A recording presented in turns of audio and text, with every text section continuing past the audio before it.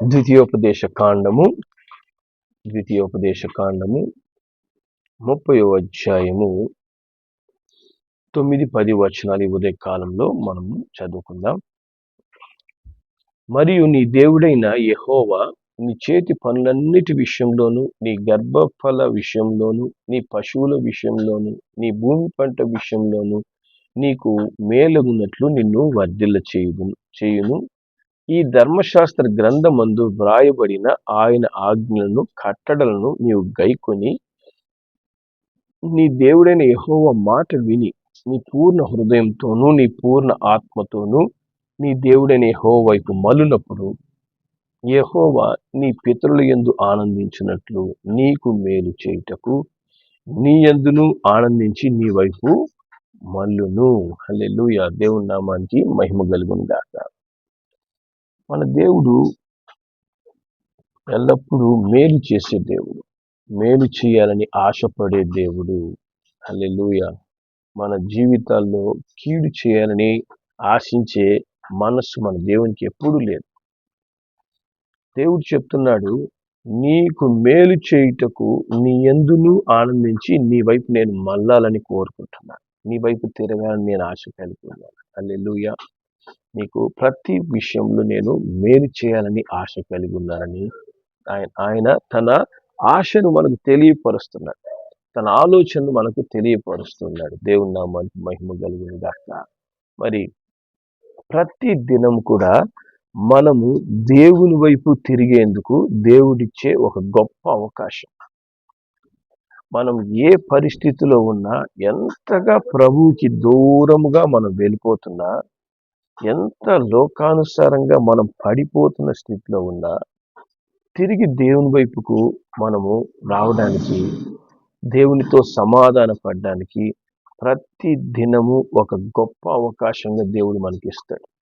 ఆ అవకాశాన్ని ఎవరైతే సరిగా సద్వినియోగం చేసుకుంటారో, ఎవరైతే ఈరోజు నేను దేవునితో సమాధాన పడడానికి, దేవుని యొద్దకు తిరిగి చేరుకోవడానికి ప్రభు ఇచ్చిన ఉన్నతమైన అవకాశం ఇది అని, మరి ఆ అవకాశాన్ని ఉదయ కాలంలోనే నీకు సమయం ఉన్నప్పుడే, నీకు దేవుడు ఎప్పుడు నీతో మాట్లాడతాడు అప్పుడే నువ్వు వెంటనే దేవుని వైపు నువ్వు తిరగడానికి ఆశపడినప్పుడు దేవుడు దానికంటే అధికముగా ఆయన నిన్ను దీవించాలని ఎదురు చూస్తుంటాడంట, ఆయన నిన్ను ఆశీర్వదించాలని ఎదురు చూస్తుంటాడంట. హల్లెలూయా.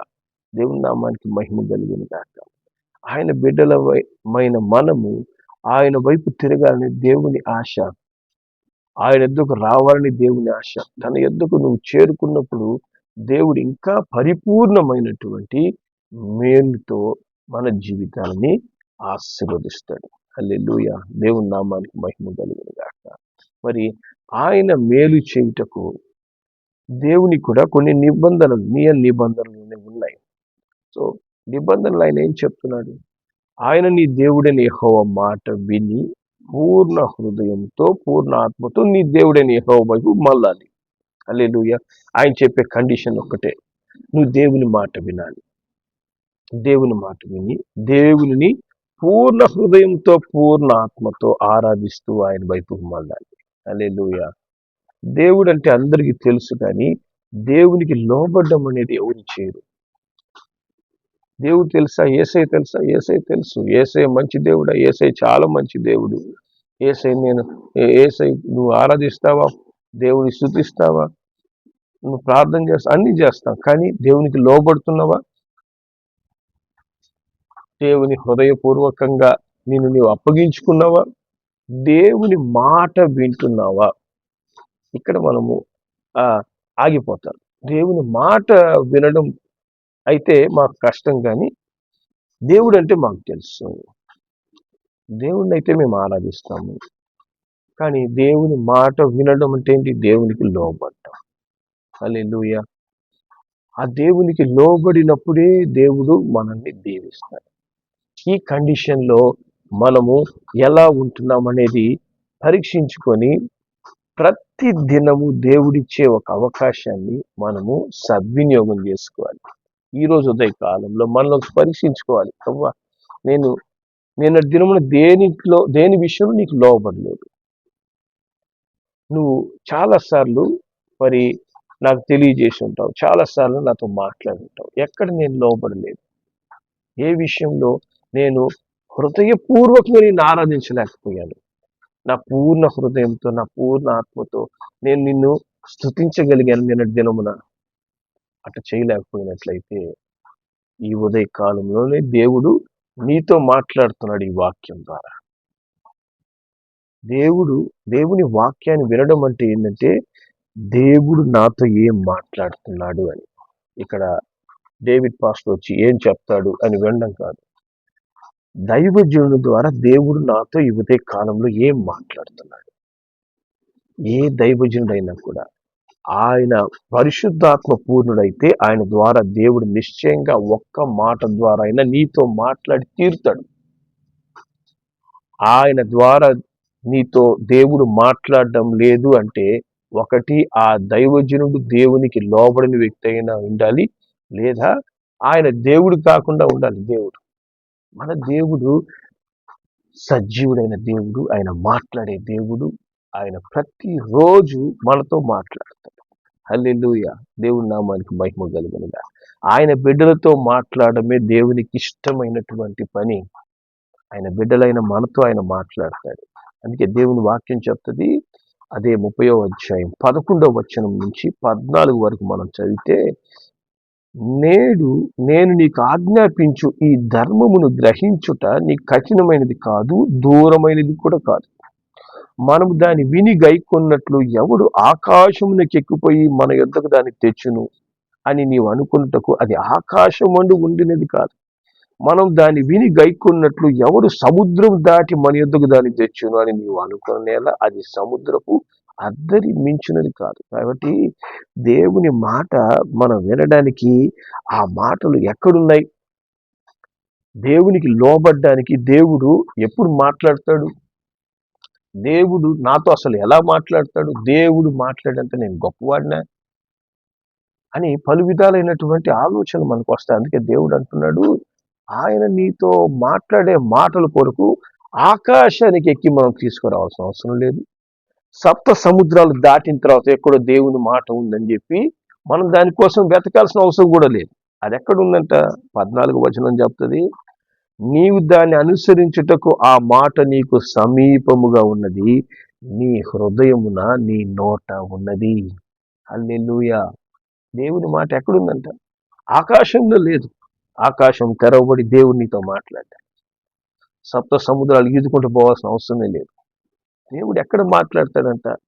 నీ హృదయంలో మాట్లాడతాడు, నీ నోట మాట్లాడతాడు. నీ హృదయంలో ఉన్నది నోరు మాట్లాడుతుంది. నీ హృదయంతో దేవుడు మాట్లాడుతుంటాడు. ఇది సరికాదు, నువ్వు సరి చేసుకోవాలి, నువ్వు నాకు లోబడి నువ్వు పూర్ణ హృదయంతో పూర్ణ ఆత్మతో నన్ను నువ్వు ఆరాధిస్తే నేను మేలు చేయుటకు ఆనందంగా నీ వైపు మళ్ళాలని కోరుకుంటున్నాను.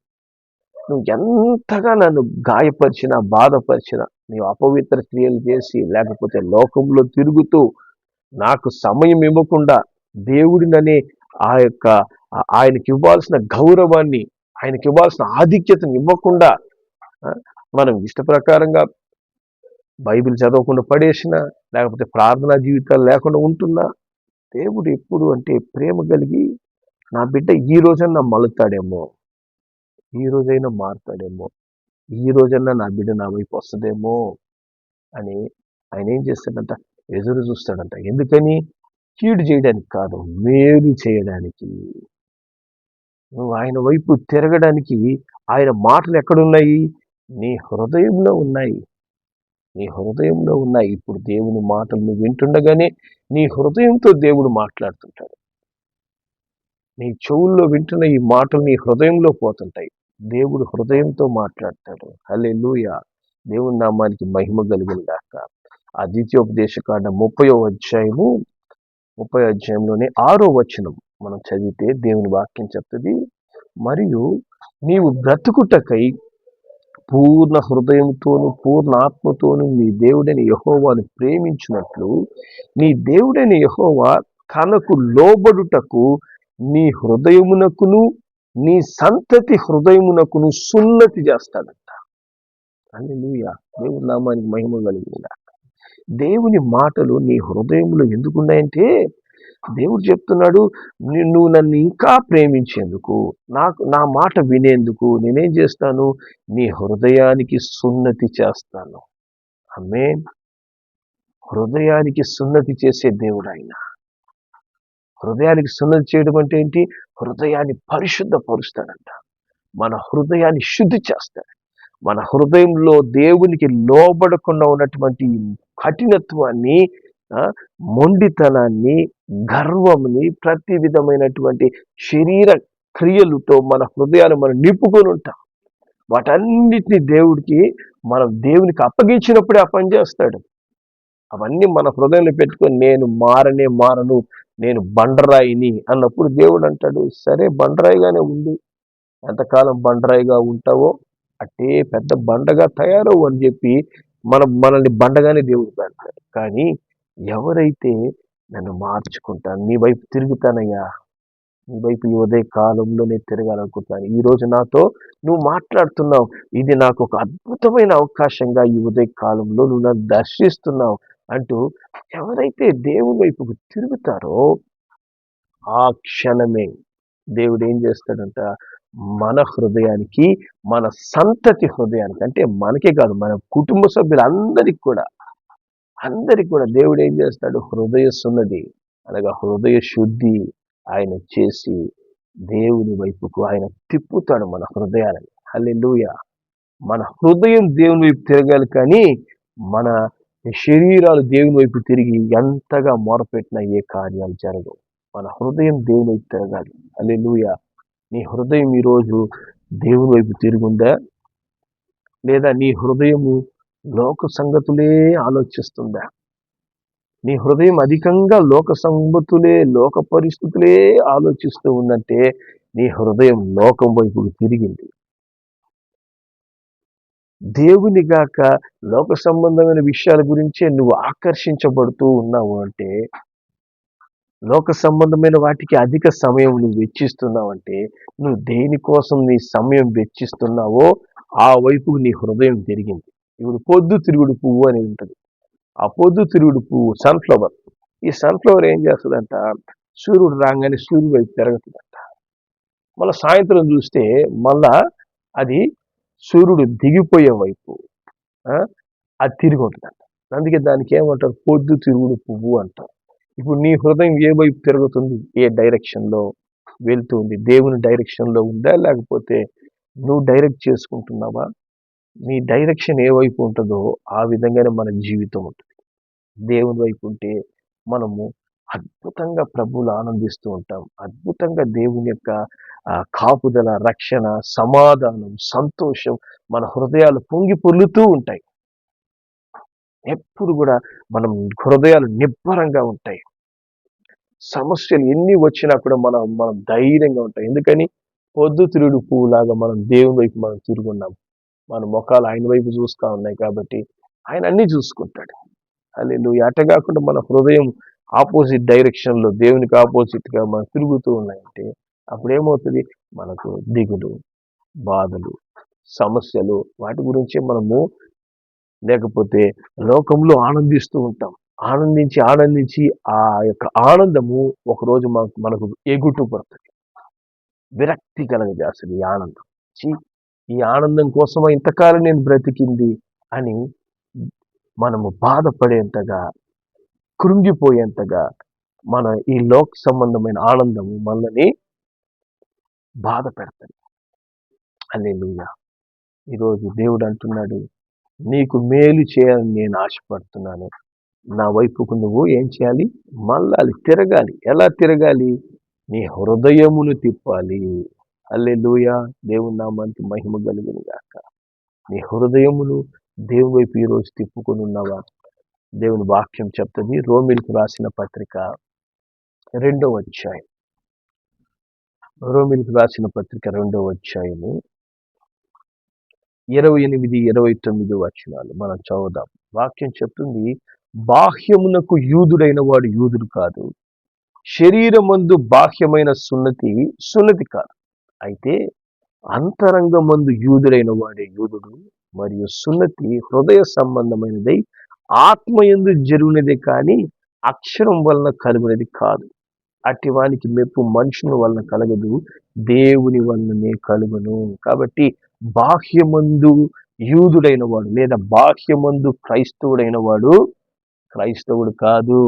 ఇక్కడ మనం యూదుని దగ్గర ఎవరిని పెట్టుకోవాలి తెలిసిన? క్రైస్తవుడిని పెట్టుకోవాలి.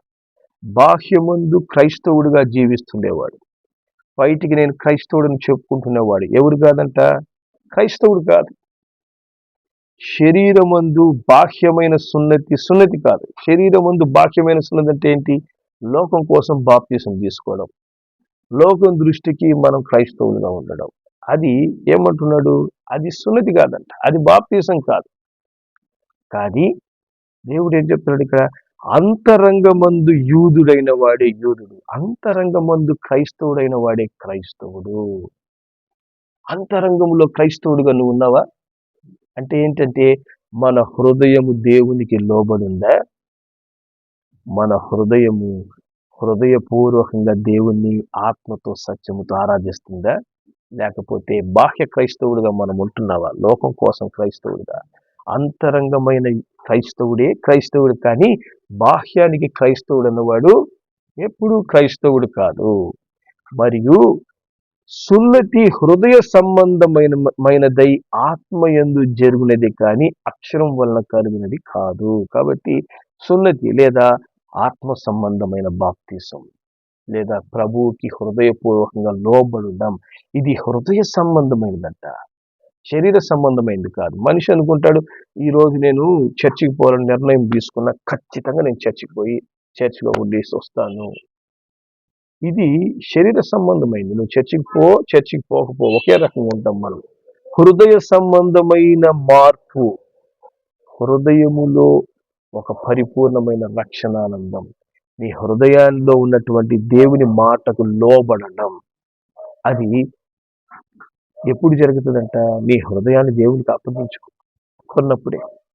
కాబట్టి అట్టి సున్నతి హృదయ సంబంధమైనది ఆత్మయందు జరుగుతుందంట. అప్పుడు నీ ఆత్మ నూతన పరచబడుతుంది, నీ ఆత్మ దేవుని గురించి తప్పిస్తుంది, దేవుణ్ణి ఆరాధించాలని, దేవునికి లోబడాలని, దేవుని వైపుకు నేను ఎప్పుడు తిరగాలని ఆ యొక్క తపన నీ హృదయంలో ఉంటుంది. ఈరోజు ఒక్క చిన్న తప్పు ఆలోచన మనం చేసినా కూడా, నేను ఎందుకు ఈ విధంగా చేశాను, నా హృదయం దేవునిది కదా, నేను దేవుని వైపు తిరగాలి అనేటువంటి ఆలోచనతో మనం దేవుని వైపు తిరగడానికి తప్పిస్తుంటాం.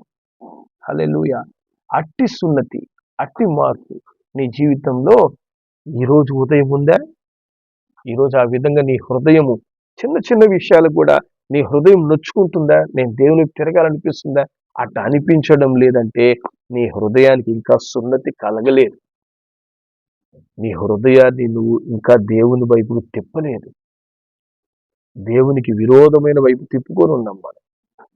దేవుని వైపు తిప్పుకున్నప్పుడే దేవుడు మన వైపు తిరుగుతాడంట. హల్లెలూయా.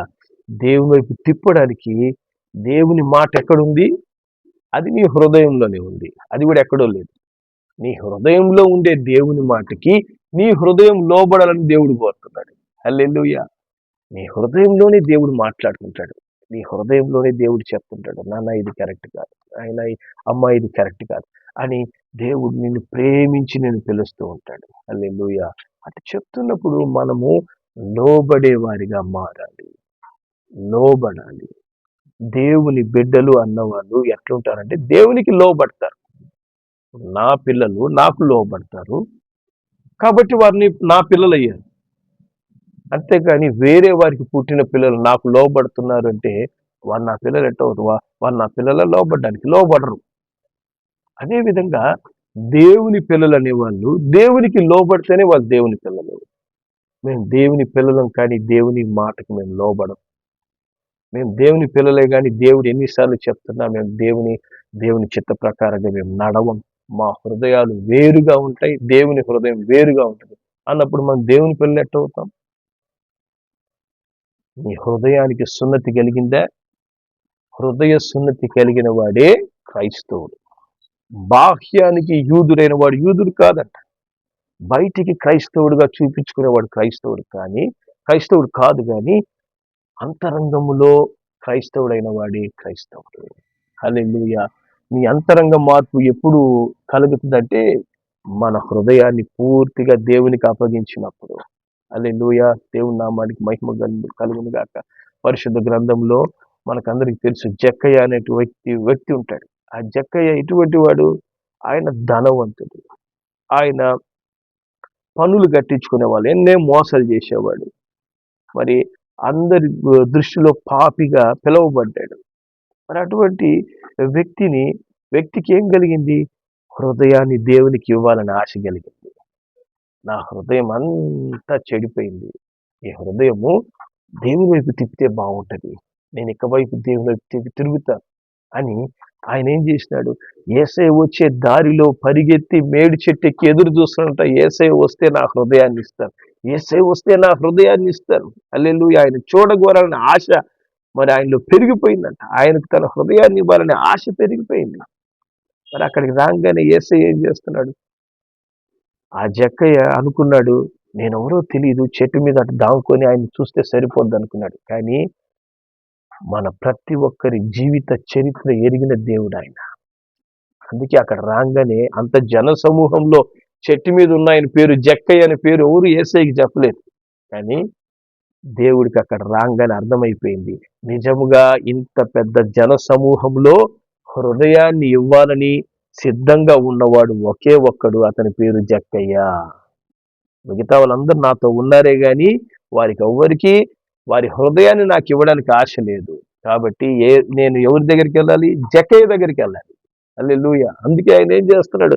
జక్కయ్య అని పేరు పెట్టి పిలిచాడు. అతనికి ఆశ్చర్యమైపోతుంది, నా పేరు ఊరు చెప్పారు, ఈ ఊరికి యేసయ్య ఎప్పుడు రాలేదు, నా పేరు ఊరు చెప్పారంటే, రా జక్కయ్య, ఈరోజు నీ ఇంటికి వచ్చేస్తున్నాను, ఎందుకంటే నీ హృదయాన్ని నువ్వు నా కోసం తెరిచావు, నీ హృదయాన్ని నాకు ఇవ్వడానికి రెడీగా ఉన్నాం. కాబట్టి ఈరోజు నీ హృదయంలోనికి వస్తాను, నీ ఇంట్లోనికి నేను వచ్చేస్తాను. దేవుని నామానికి మహిమ కలిగిన గాక. అందరు అనుకుంటున్నాడు మరి లూకా సువార్త 19వ అధ్యాయం 7వ వచనంలో, ఈయన పాపి అయిన మనిషి ఇంటికి ఎట్టబోతున్నాడు? అతను భయంకరమైన పాపి ఆ జక్కయ్య. ఆ జక్కయ్య ఇంటికి పోయేది మేము చూడు పరిశుద్ధులం, మేము బాహ్యంగా యూదులం, బాహ్యంగా క్రైస్తవులం. ఈ లోకంలో క్రైస్తవులనే ఒక పేరు ప్రఖ్యాతి కలిగిన వాళ్ళు మా దగ్గరికి రావాలి. కానీ యేసయ్య ఆ పాపి అయిన ఇంటికి ఎందుకు వెళ్తున్నాడు అంటే, అతని హృదయం దేవుని వైపుకు తిరిగింది. వీళ్ళ హృదయాలు దేవునికి ఆపోజిట్ గా తిరిగి ఉన్నాయి. యేసయ్య హృదయాన్ని చూస్తాడు, అతని అంతరంగంలో మార్పు కోరుకున్నాడు. జక్కయ్యతో చెప్తున్నాడు, ఈరోజు నీ ఇంటికే. హల్లెలూయా. యేసయ్య ఎప్పుడైతే ప్రవేశించాడో, యేసయ్య ఆయనతో ఏం చెప్పలేదు. ఇదిగో నువ్వు ఈ తప్పు చేసావు, ఈ పాపం చేసావు, ఆ పాపం చేసావు, జక్కయ్య అయినా నిన్ను క్షమించి మీ ఇంటికి వచ్చాను చూసావా అనే మాట యేసయ్య అనలేదు. కానీ జక్కయ్య ఏమంటున్నాడు? నేను ఎవరెవరికి అన్యాయం చేశానో అందరికీ 4 అంతలు ఇచ్చేస్తాను యేసయ్య, నాకు అర్థమైపోయింది, ఈ జీవితం నాకు అక్కర్లేదు, ఇక నా హృదయంలో యేసయ్యే. హల్లెలూయా. నేను దేవుని వైపుకు మల్లుతున్నాను. ఈరోజు నేను ఎవరెవరికి అన్యాయం చేశానో అన్ని కూడా నేను సరి చేసుకుంటాను. దేవుడు అంటున్నాడు, ఇతడయ్య నిజమైన అబ్రహాం కుమారుడు. ఈ బిడ్డ మీరందరూ కాదు, ఇదో జన సమూహం మీరంతా ఉండరే, మీరు ఊరికే నా వెంట తిరుగుతున్నారే కానీ హృదయాలు నాకు ఎవరు? ఇతడు అబ్రహాము కుమారుడు. ఇతనింటికే ఈరోజు రక్షణ. మీ ఇంటికి రాలేదు, మీ హృదయానికి రాలే, మీ జీవితానికి రక్షణ కలగదు. ఇతనింటికే రక్షణ వస్తుంది. ఎందుకని? హృదయాన్ని నాకు ఇస్తున్నాడు. దేవుని నామానికి మహిమ కలుగును గాక. ఇట్లా నశించిన దాన్ని వెతకడానికి నేను వచ్చింది. ఎవడైతే నిజంగా నా వైపు తిరుగుతాడో అతని కోసమే నేను వచ్చానంటున్నాడు యేసయ్య. దేవుని నామానికి మహిమ కలుగును గాక. ఈరోజు నీ హృదయాన్ని దేవునికి ఇచ్చినప్పుడే నీకు రక్షణ, మీ ఇంటికి రక్షణ, మీ కుటుంబానికి మేలు, మీ జీవితాలకు మేలు. హల్లెలూయా. ఎన్ని రోజులు మనము దాచిపెట్టుకుంటామో అంత కీడు మనకు జరగదు. జక్కయ్య పరిగెత్తినట్టు మనం యేసయ్యకు మన హృదయాన్ని ఇవ్వడానికి పరిగెత్తాలి ఉదయకాలం. ఈరోజు నీకు ఒక గొప్ప అవకాశం దేవుడు ఇస్తున్నాడు. నీకు మేలు చేయాలని నేను ఆశపడుతున్నాను, నా వైపుకు తిరుగు అంటున్నాడు. హల్లెలూయా. కాబట్టి దేవుడు నీ జీవితంలో ఏ మేలు చేయాలనుకుంటున్నాడో అది మనకి తెలియదు. నీ జీవితం మార్చగలిగిన వాడు, నీ కుటుంబ పరిస్థితులు మార్చగలిగిన వాడు యేసయ్య మట్టుకే. కానీ నువ్వు ఆయన వైపు తిరగనంత కాలం ఆ కార్యాలు జరగవు. నువ్వు ఆయన వైపు తిరగాలి. హృదయం ముందు సున్నతి నీకు రావాలి. హల్లెలూయా. బాహ్య క్రైస్తవుడిగా కాకుండా అంతరంగ క్రైస్తవుడిగా మనం మారాలి.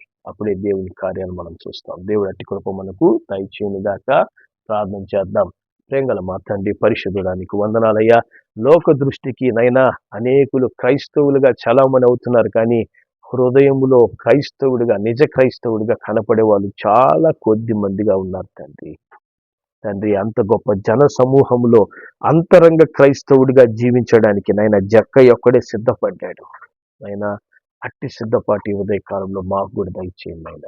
మీరు మా జీవితాలు మేలు చేయాలని, మా జీవితాలు మార్చాలని, మా జీవితాలు రక్షించాలని మీరు ఆశ కలిగి ఉండగా, అట్టి రక్షణ ఈ ఉదయకాలంలో మేము అనుభవించే రీతిగా నాయన మా హృదయాలను నీకు అర్పించేందుకు, హృదయపూర్వకంగా నిన్ను అనుసరించేందుకు, నాయన ఆత్మతో సత్యముగా నిన్ను ఆరాధించేందుకు మా కృప దయచేయమని, మమ్మల్ని పరిశుద్ధపరచమని యేసు నామములో ప్రార్థిస్తున్నాం తండ్రి.